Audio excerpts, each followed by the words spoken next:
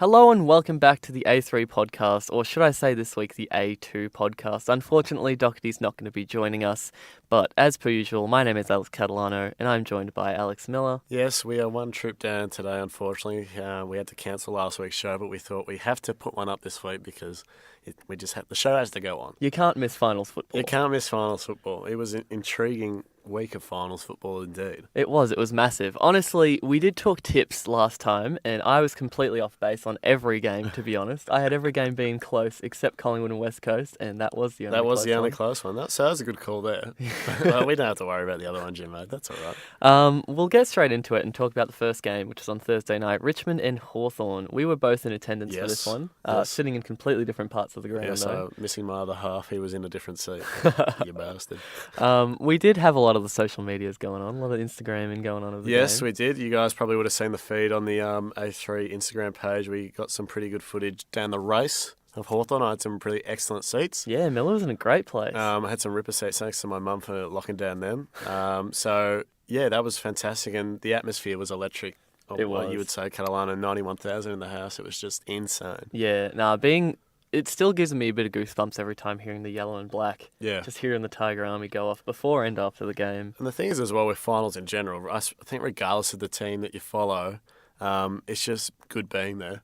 Like, I remember last year I was at the Richmond-Geelong game and I was like double H row up the very back level 4, but still being there was just sensational. So I think, again, regardless if you're a neutral supporter, if you're a footy fan in general, it's just great to get along to the games. Yeah, no, it was fantastic. The quality of the game, though, I don't know if that was as fantastic. I thought the Tigers looked really strong. I think you guys looked pretty much as much of a cut above as you have been for the whole year. Yeah, I thought the Tigers were pretty good. Hawthorn showed signs in the first quarter, but then it sort of went a bit downhill. Sean Burgoyne missed that shot from about 15 out that he'd usually slot. So that was from there. I think the Hawks sort of lost their way a bit. Jack Gulson had a bit of an off night. Most of their forward line really didn't play all too well. Yeah, we had an interesting setup. Jonathan Segler was one of the men down there. I think just part of it was... You have a strong view on him, Catalano. Talk about the selection choice. Look, I just don't reckon he should have been selected. I think the dropping of Schoenmakers for Howe was probably the right way to go. Get a tall out, but it probably should have been Segler that came out. They didn't need two ruckmen. And considering how much Segler fumbled and didn't look like so many times he was running along the wing and they kick it to him or handball it to him and he just couldn't take it. You can talk about the wet ball all you want and everybody's going to be a bit fumbly. But you look at guys like, I thought Jaeger O'Meara was probably the best Hawks player. He was clean all night. He was clean all night. Tom Mitchell also was pretty clean Tom Mitchell around the did well. ball. I thought he was probably got tagged a little bit, but not as heavily as he has been in some games this year. I thought overall though, I think Jaeger for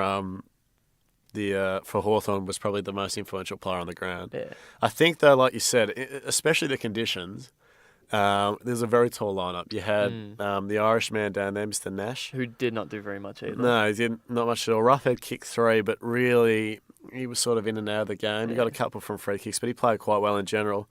McAvoy, I thought, held his own. Yeah, he did. But I felt like Nankervis by himself, and this might be a bit biased, so you can hit me right in the face with whatever I say after this. I thought Nankervis beat them both, though, in the ruck and around the ground. I don't think the ruck was really that important to this game, to be honest. Yeah, true. I think, considering how dirty it was just like unclean football, and which suits the way you guys play, just your get it forward at all costs kind of tactics. We saw a lot of tap-ons from both sides. We did. A lot of players not choosing to take possession and instead just move it forward, which seemed to usually work out better for you guys than it did for the Hawks. Yeah, I think so. But very earlier, the Hawks dominated the clearances. I think it was the first 5 or 6. McAvoy had some fantastic taps, and Mitchell and O'Meara were just streaming forward and looked really dangerous, and were on the back foot from the start. But the pressure didn't pay off in the end. Sirioli, not having him down there has been a big loss. Yeah. I think Piopolo was good. I don't know. I saw a lot of people talking down. I thought he was after the game. For a half. I thought he was consistent enough, brought enough heat, but they're missing that real pressure forward. They are. And I think you touched it on the week before finals. It might have been on air, it might not have been. You talked about how Richmond's forward line, the small mosquito fleet, would match up against Hawthorn's back line. Which you showed earlier in the year. Yeah, and I think I'm going to talk my Tigers up again, but to almost kick 100 points in the wet is like mad. That's like, a massive performance. That is, so they had 30 scoring shots or something like that. And I just think they've come in form at the right time. And I think Dusty is leading the way with that goal. Oh, he had that goal. I think the whole crowd went off. Even I was sitting with my cousin, who's a Mad Hawk supporter, probably about as biased as you can get, and even he started applauding after. How did he kick that? No, it's the impossible. I don't angle. think anyone actually knows. I think you actually need to ask Dusty because I don't. Like Bruce was speechless on the 7:30 telecast. He just thought, no way he's kicking that, and then he goes, "Of course he can. It's Dusty." I don't think Dusty would give you an answer, to be honest. No, Just he'd be like, "Yeah." Yeah, nah, just had a shot at the goal. Just had a shot, just slotted it. Just knew I would. No, he was fantastic, and Pure confidence. Again, you can go at me again on this point, but I think Dusty was the best player on the ground. He played well, played fantastic. He had 29 and 1 goal too, but I thought Mitchell, even though he had 38, I felt like Dusty's influence on the game was a lot greater. He did more for you guys than Mitchell would have done for the Hawks. Yeah, I thought, obviously, Caddy, one of my favourites, who I could talk about forever, was really good. Obviously, went back on his comments during the week. Did you see them? Yeah, on the Instagram. So he came out and apologised to Howe and Sicily. The worst part about that, I thought, was, have you seen the clip where it got caught live on air? Yeah. What he said wasn't pretty. No, it wasn't. But Let's just say if anyone said that on live radio, they'd be gone. They'd be gone. They'd be out of a job. The thing is, though, like, this sounds terrible, but is there really need for the umpire mics? Do we need that now in the game where... I think it helps. Look, when you're watching it as a spectator from home, I think it helps kind of understanding, more so for the people that maybe don't have as much of a grasp on footy that we do, who would know probably down to the wording of the rules. Yeah.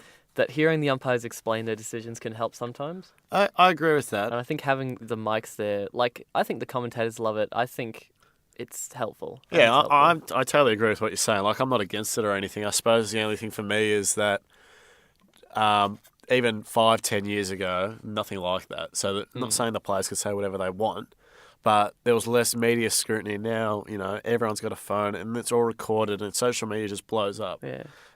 So that was terrible to hear. But to add on to that, though, actually, now that we've learned a bit more about the industry, being sports media students, elite journalists.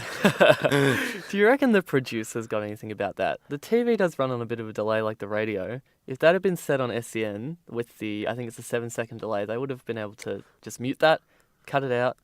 That's a very good point. I suppose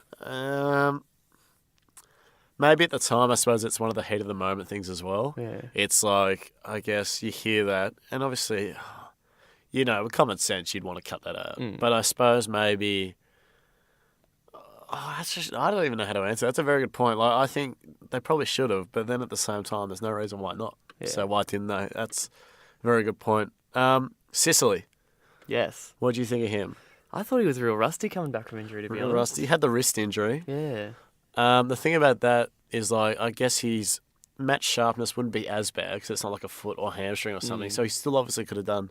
It would hamper your training, though, I think, skills-wise. Oh, yeah, absolutely. Especially as a defender. He wouldn't be able to practice marking for those however many weeks it was. So do you think he should have played? Or would you save him? Obviously, because they have the double chance they play Melbourne this week. Would you have saved him? I would have thought they could have gone for a different backline structure and get rid of Sicily because he didn't add any instep marking anyway. Not like he was taking any. I would have thought Miles would have been better, especially against you guys. Yeah, absolutely. We Miles both said has got that pace that Sicily doesn't quite add.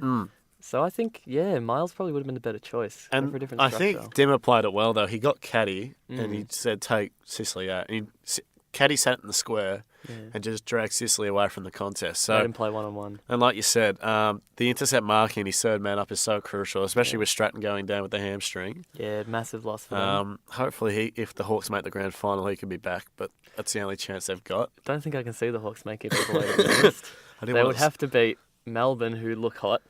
And they would have to beat West Coast at home. Well, Melbourne's the big team on the agenda. They're next. They are. What a game that was. That was a huge contest. Almost catharsis in a way, just to watch the Cats get bundled out of September. So, not easily, but convincingly. It was weird to see the big three as well, sort of, not collapse, but...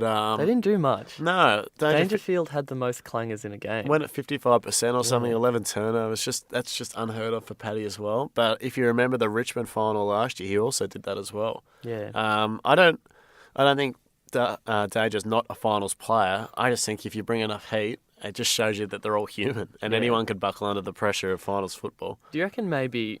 obviously the Cats play against a lot of teams with young midfields, and most of the teams that aren't at the top do have very young midfields. Yep. You look at even the Giants are still fairly young midfield. You look at all the bottom teams, Gold Coast, Carlton, St Kilda, Brisbane, all have very young midfields. Even we're not, Essendon don't have too much experience in there. Do you think that maybe you've got older heads? Well, actually, Melbourne is quite young as well, but I think It's a very young core. They might have found a way. Obviously, Goody would have talked to them during the week and said, don't be intimidated by these guys. We know they're good. We know that they're some of the best in the AFL. Yeah. But don't be intimidated by them just because his name's Patrick Dangerfield. Just because his name's Joel Selwood. I think that's summed up perfectly. I think last year it was Bruce. I can't remember who else was doing the commentary, but for that Richmond final, they actually said Danger's getting tackled a lot. And you don't think that he's not breaking the lines. And I think Dimmer, and same with Goodwin, would have said, just go at them. Yeah. Regardless of name, reputation, and all that stuff. You're all equals out there on the field. You're all in finals for a reason. And I think that's pretty much nail on the head. I think that's basically summed up. I think he would have said, especially to a young core that's hungry. Like you think, even Nathan Jones, he's not young, but he would be hungry for that finals campaign. And Jack Viney, fearless. Jones's face after the game was like pure, like elation. Yeah, and I think the Geelong are missing a bit of leg speed. I don't know what you think about that. I think obviously Mitch Duncan, sensation, good player. Yeah. Gary Abbott's Gary, the little master. Joel Selwood's fantastic, fearless, courageous leader. Dangerfield's good, but they miss that real pace, I think. Yeah. So it'll be interesting to see what happens with Timmy Kelly as well. Well, we'll get to the trade stuff later. I'm sorry. Trade rumours are going to be, I feel, a whole episode. So I want to ask you, though, about Melbourne. Yep.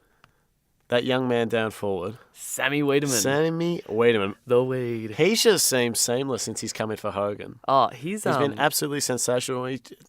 Just talk about his game. His contested work all game looked like a player who's played 200-plus games. Yeah, absolutely. He went into every contest, even if he didn't take a mark, he was bringing it down to ground. And we know Melbourne have got guys like Petrarca and Salem and their whole midfield, really. Oliver, all around the ball. Yeah, they all roll through as well. Yeah, and considering Wiedemann he did play high up the ground as well. He wasn't necessarily just a stay-at-home full forward, which kind of gives, like we've talked about before, versatility. When you've got those big marking players, even just on the wing, it makes it so much easier for your fast guys, like especially a guy like Harms, who had such a good game, breaking lines, just running. He did a great job on Selwood, didn't he? Oh, he did. It was fantastic.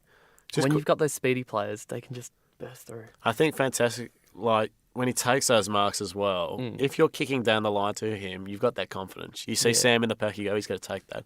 And like you said, those midfielders like Harms, Oliver, they all penetrate through the midfield and run forward, waiting for that. That's what they're good at. Yeah, and I think, but we said a couple of weeks ago, we saw at the Melbourne GWS game, his hands were sensational. Oh, they were fantastic. They're like super glue. He just took everything, and it's amazing to think he's got, like you said, he looks like a 200-game player and already. He's 20 years old. He's 20, so that's mad. You think, though, that they have to find a way to play him, Hogan, and McDonald? Or do you send Tom back? Well, I look at the way that Essendon kind of structured, when we had our best team last year, when we would have Danaher, say, Hooker down there, and Stewart leading up the ground. I reckon they can play McDonald in the goal square, because that's what he's best at, just taking big contested marks, using his strength. Hogan does well leading up a bit, and Wiedemann can play along the wing, being that kind of like how Charlie Curnow does. Yeah, no, I like that idea. I think that would be the ideal structure. That's a good structure. And I think the whole Melbourne team was sensational. Just a quick couple of names. James Harms has had an amazing second half of the year. Harms looked elite. He's got that confidence, I think, and it comes like taking those running bounces through the middle. Yeah. Not anyone can do that, and you don't. While also being a tagger. Yeah, as well. And that's the thing. Like, he worked off Selwood and won the footy himself. He wasn't worried about that. Sam Frost, I thought, was a big part. He played well. And you touched on before Christian Salem. Salem was probably my favourite player of the game, to be honest. Yeah. Aside from Wiedemann, everybody's talking about Wiedemann, clearly. Yep. He deserves the praise. But Salem was playing kind of a different role, kind of like a half-back, back pocket. Sweeper sort of thing. Yeah, almost even intercept marking for such a small guy against like the Cats forward line, which, mind you, is probably their weakest area. But I think Melbourne took advantage of that and knew that they could play Salem as that kind of intercept player, which really worked. Yeah, Really worked. absolutely. And I think quickly on the unsung heroes down back, because it's all about the forwards to kick the goals. I thought Jordan Lewis was very important. Yeah, no, Geordie He showed did well. some good leadership, and I think it's important, like we said, for a young Melbourne team. But on the other side, quickly going back to the big three, Joel Selwood and his interchange gate scuffle. Brain fade. What happened there, and what do you reckon? What were the repercussions to that? Oh, it's Geelong had the momentum at that point. Hawkins was lining up Having that shot. fairly easy shot for goal, which He probably would have kicked. 9 out of 10 times. I would have said he would have kicked. Yep. And for your captain to be giving away such a unnecessary free kick, right on the boundary, right in clear view of an umpire and cameras. Yep. It's just unnecessary. Selwood should know better. Yeah, he should as well, and that was the difference. Yeah. It showed that Geelong were frazzled, and I think that even regardless if you looked at the scoreboard, you see that instant, you know who's winning the game. They just had control of everything, and I thought, for me, that was a sign of the frustration from being tagged by Harms. It just shows you how good he was in his role, because usually Selwood doesn't lash out like that. The umpiring was interesting at the start. He got 3 free kicks, Selwood. Yeah. From the one and only Razor Ray.